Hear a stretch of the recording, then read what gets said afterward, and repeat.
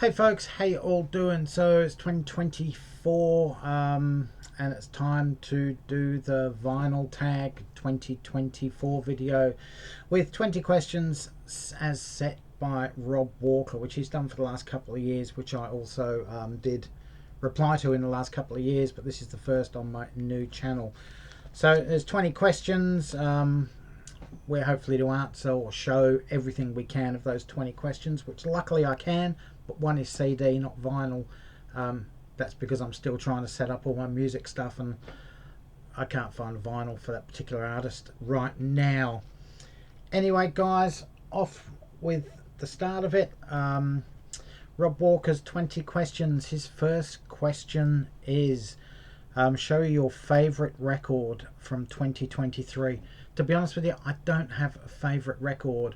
I have a list of, my top 20 albums that I purchased, or top 10 albums plus the rest of them I purchased through 2023. I did buy a lot of others, but there's no particular favourite.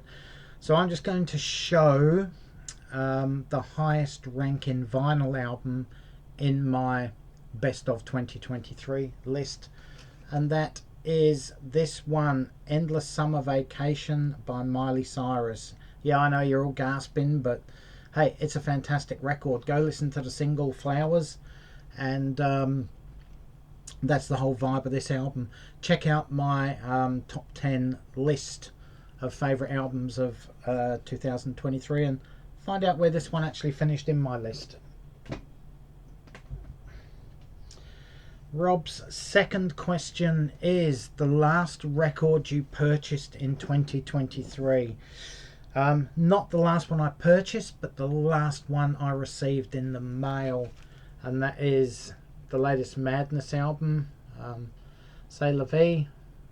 This one comes in double clear vinyl, sorry, and that took about 4 weeks to deliver once I ordered it, because it was a special order here in Australia. Rob's third question, if you could only artists who released one or more albums in a single calendar year. I could name a few modern ones. Jack White did it recently. Taylor Swift did it, I think it was 2020 or 2021. There's a few of them going back through the years, but there's a hell of a lot in the 1950s, 60s and early 70s that did do that. So I'm going to go right back to 1960, and I have 3 albums released in the same year by Elvis Presley. That was the year he finished his conscription national service with the US Army. So he released this, his first studio album that was back, called Elvis Is Back. Excuse me, just hit my finger on the table. So we've got Elvis Is Back. We also have his first movie soundtrack since coming back, GI Blues, which was a fantastic record in its own right.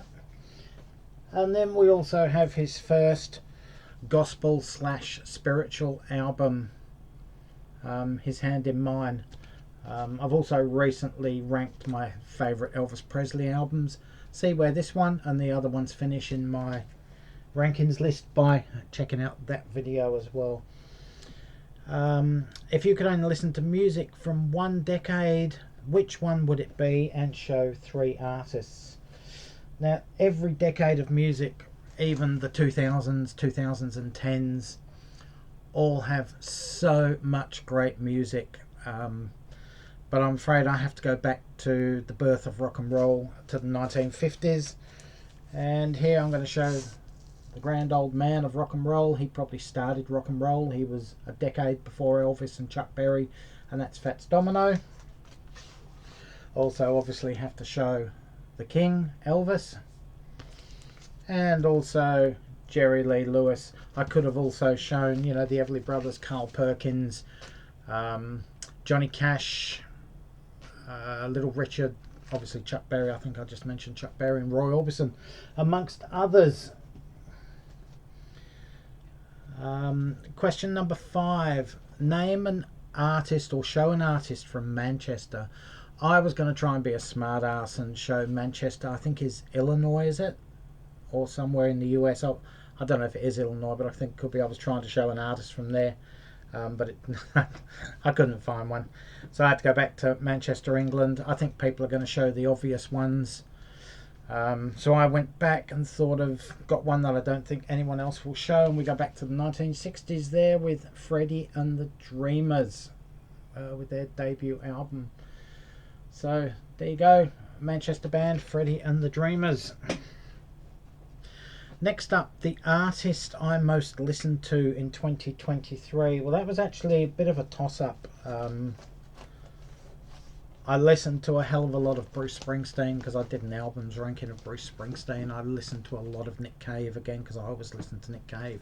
I'm always listening to Paul Weller in one shape, form or another. The same with Paul McCartney, John Lennon and George Harrison. But I sort of had a look around and I figured the artist I did play most of in 2023 was Elvis Costello, and that is because I have a video coming up shortly and I had to reacquaint myself with all of his music.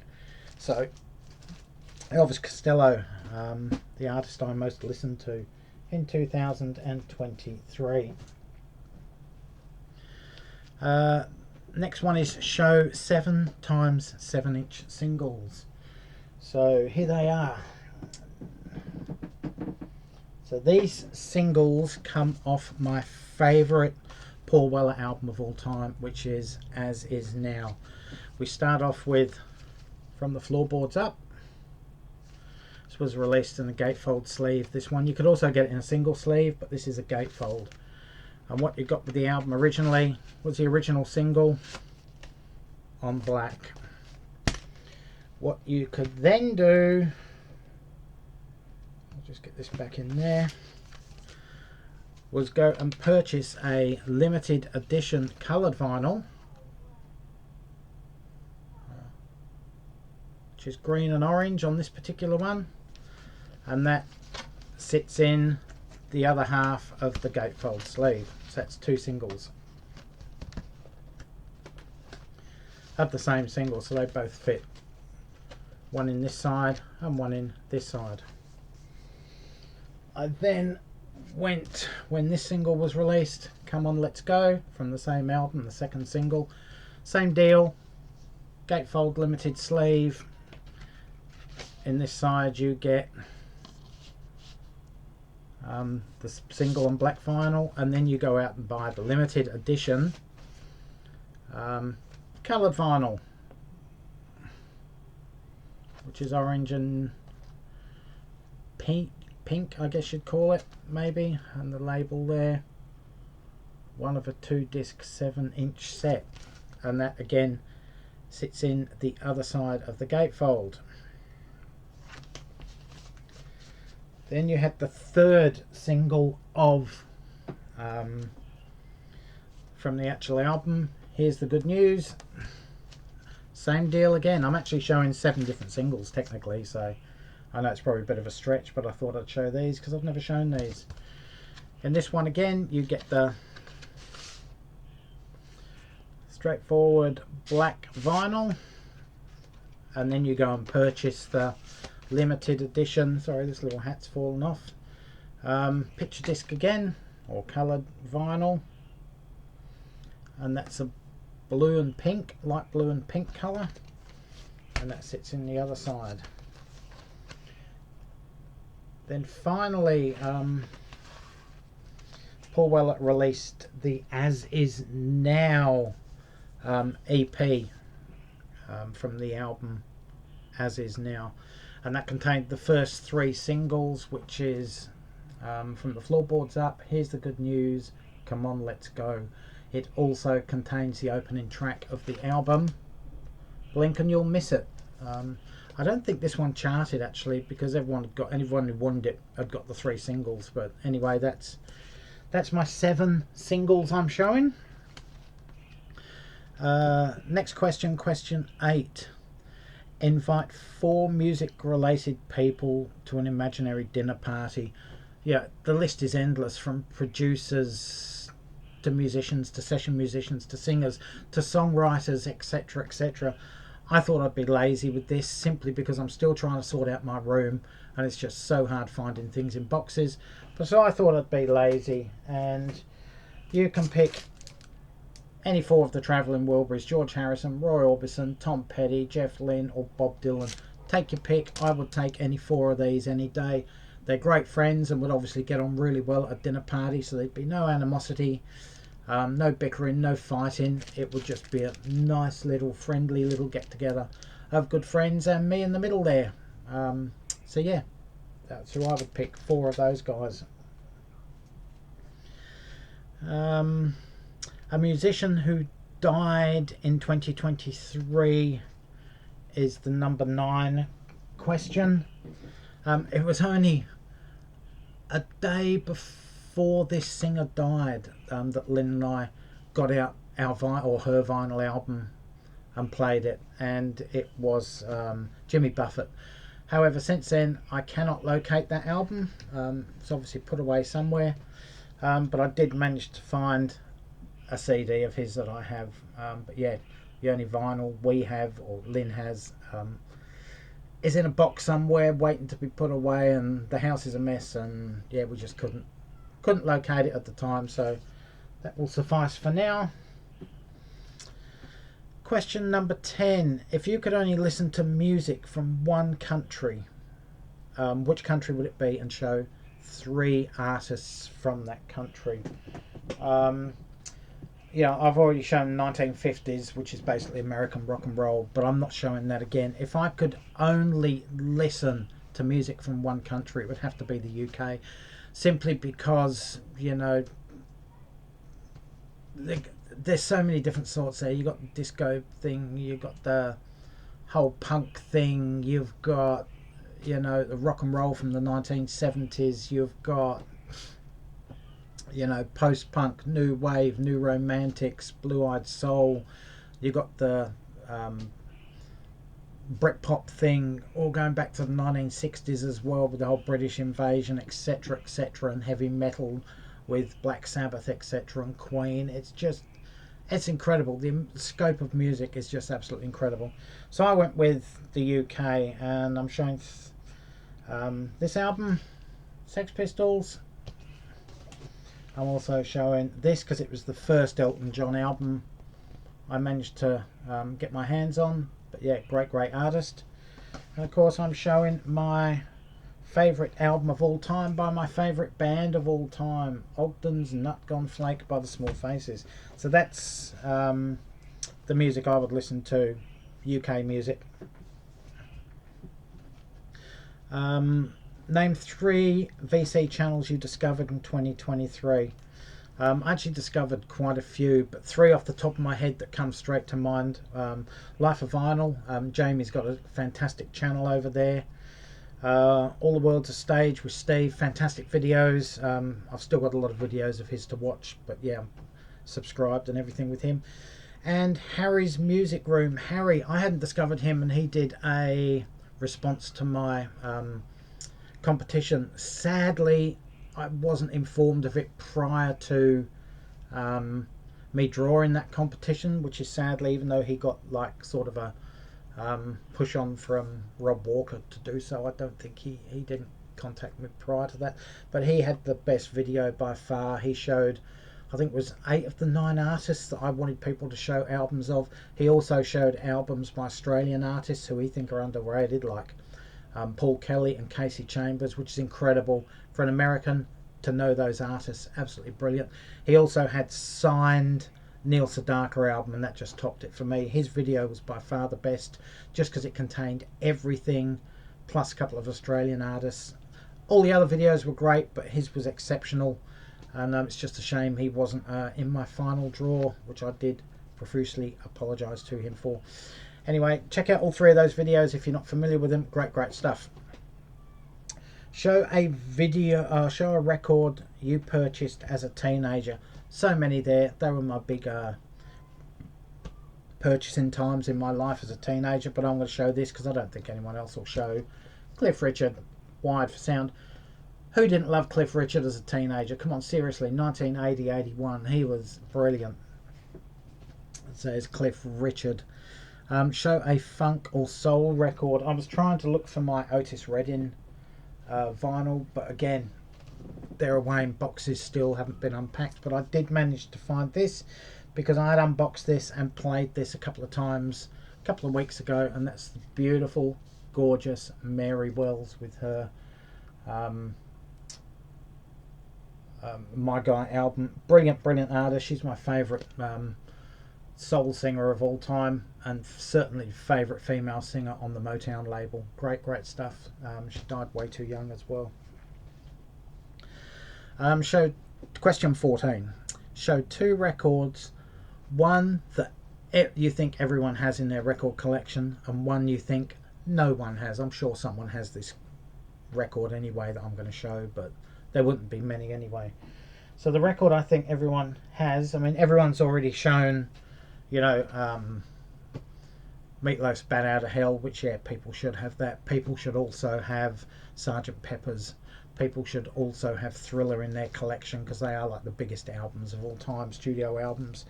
But I'm showing this one, which I haven't seen yet, and that is Dark Side of the Moon. This is the 30th anniversary. Still sealed up. Never opened it. And as you can see, I've also got a Pink Floyd t-shirt on at the moment, which is one of the things Lynn got me for Christmas. So the artist that I don't think anyone has, I've got this one. Daniel Johns. He's an Australian singer. Album is Future Never. He was a part of a grunge band called Silverchair back in the 1990s. He started recording when they were like 14, I think it was, when their first album, Frog Stomp, came out. But yeah, he evolved quickly into a more eclectic singer-songwriter musician than grunge. I'm not overly keen on this album, but I think it was released a couple of years ago. But yeah, it's the latest album in his arsenal. Show a record you purchased by a female artist in 2023. So I'm showing this one, which was a new release. Olivia Rodrigo. The album's called Guts. Yeah, great sort of alt rock, pop rock album.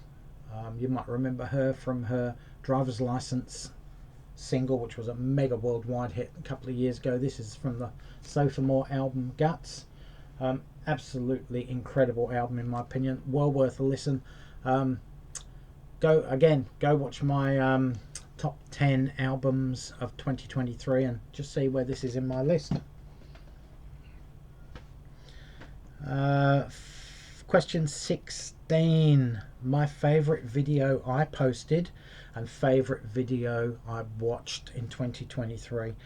My favourite video was my return video, my reintroduction with my new channel, just because I was back up and running again. So, yeah, although not technically a great video or an overly long video, it just reintroduced me to the VC and explained why my channel went away, why I went away, and you know, now I'm back.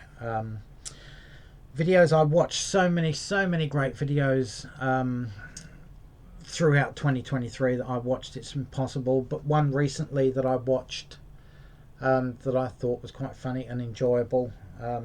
Robert Fitton. I don't know if a lot of you guys watch his channel, but he's quite intelligent. He's quite serious, but also there's a sarcastic streak and a humorous streak in his videos, and this video was no different. This was his rant about box sets, basically. I don't know if you'd call it a rant or not, but what he likes and dislikes about box sets, and the fact that a hair band from, was it late 80s or was it early 90s, only ever released 3 studio albums. They're called Winger, and they've actually got a box set out, and he sort of kept mentioning that during the video, and I thought it was quite funny the way, you know, he was going on about, oh, on this box set and that box set, oh, and by the way, Winger has a box set out, and then he goes on again, and then he goes, did I tell you that Winger has a box set out? I just thought that was so funny. Go and watch his videos. He's such a great guy, very knowledgeable, very informative, and yet very light-hearted at the same time. Fantastic channel as well, Robert Fitton. A record that I would call a 90s classic. So many, such a great period for music also. So I'm going for Silverchair Freak Show. This was their second studio album. This is a reissue on coloured vinyl, I think. Yellow and blue marble, only 5,000 released. I mentioned the lead singer Daniel Johns a few minutes ago in an album that I don't think anyone would have. Yeah, absolutely great album. Check out their single Abuse Me or Freak, and you'll get the idea of this band.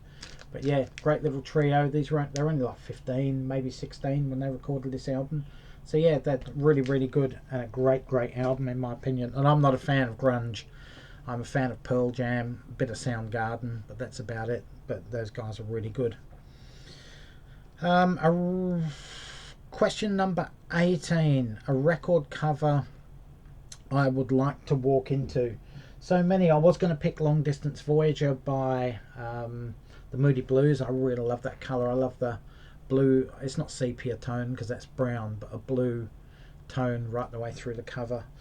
But I decided to go for this one. I can't open up the gatefold because this album is still sealed. I've never actually played this vinyl. But it's Paul Weller's 22 Dreams. I mean, what a beautiful little country garden type setting. And the cover extends around the back there as well. Beautiful. Looks just like a very serene, tranquil setting. Absolutely great stuff. I'd love to walk into that album cover. Question 19. A studio album I'm so familiar with that it sounds like a best of album. Again, so many albums I could choose, but I decided to go for this one because I still had this artist's albums out from a video I did a while ago, and that is Elvis Presley. That's the Way It Is from 1970. Excellent album. I just can't help believing how the web was woven. Patch It Up was probably the biggest or the single off the album, and it's not even the best song. You know, there's a lot of country crossover type songs on this. He does a fantastic version of You Lost That Lovin' Feeling. Bridge Over Troubled Waters on here as well. He does a great version of that. Obviously he's not Art Garfunkel, no one is, but it's just a great version. I'll show you a quick snap of the tracks. You can stop that and just look at them yourself. But yeah, a great album in my opinion. That is like a greatest hits album. Finally, question number 20. Rob Walker wants us to show an album that was released in 1974. So an album that turns 50 this year. First one that come to mind was this one, Dark Horse by George Harrison. Great album. I'm a huge fan of this album. A lot of people think it's too dark, too depressing, but I think it's a great album. I just love just about everything George Harrison does. So yeah, Dark Horse by George Harrison. Anyway guys, just want to thank you all for bearing with me for the last almost 25 minutes. Sorry about that. Couldn't make it any quicker if I tried. I tried rushing through some of these questions, but you just can't when you've got 20 questions. You need a minute, you know, to go through the question and give an answer, etc. Anyway guys, just want to say have a great new year. Hope 2024 is everything you want it to be and everything you hope it would be. Anyway, stay safe, take care, all for now. Catch you around folks. Thanks for watching and bye.